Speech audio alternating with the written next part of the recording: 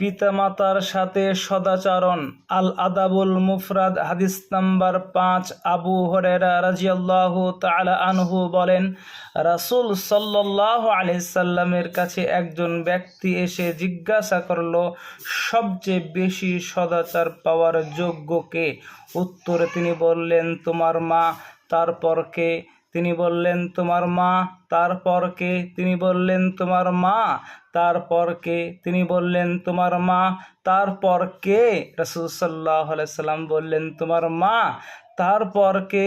রাসূল সাল্লাল্লাহু আলাইহি সাল্লাম বললেন, তোমার পিতা। অর্থাৎ ছয়বার একই প্রশ্নের একই উত্তর দিলেন। মাতাকে বেশি সম্মান করতে হবে, মাতাকে বেশি ভালোবাসতে হবে, পিতাকেও ভালোবাসতে হবে। কিন্তু সান্ত্বনা পুরস্কার মনে হচ্ছে পিতামাতাকে ভালোবাসতে হবে। পৃথিবীর বুকে সব থেকে ভালোবাসার পাত্র যদি থাকে সেটা হচ্ছে পিতামাতা। আজ দেখা যাচ্ছে আমরা ছেলে মেয়েকে লালন পালন করতে গিয়ে পিতামাতার কোনো খোঁজ নিই না। পিতামাতা কোথায় পড়ে থাকে খোঁজ নিই না।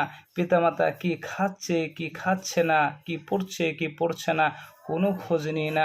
অথচ হাজার হাজার লাখ লাখ টাকা দিয়ে সন্তানদের লালন পালন করছি চাকরি পাওয়ার আশায়, ডাক্তার করার আশায়।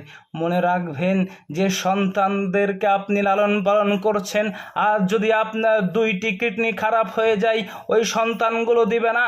ওই পিতামাতা, বৃদ্ধ পিতামাতা আপনাকে বাঁচানোর জন্য একটি কিডনি আপনাকে দিয়ে বাঁচানোর চেষ্টা করবে।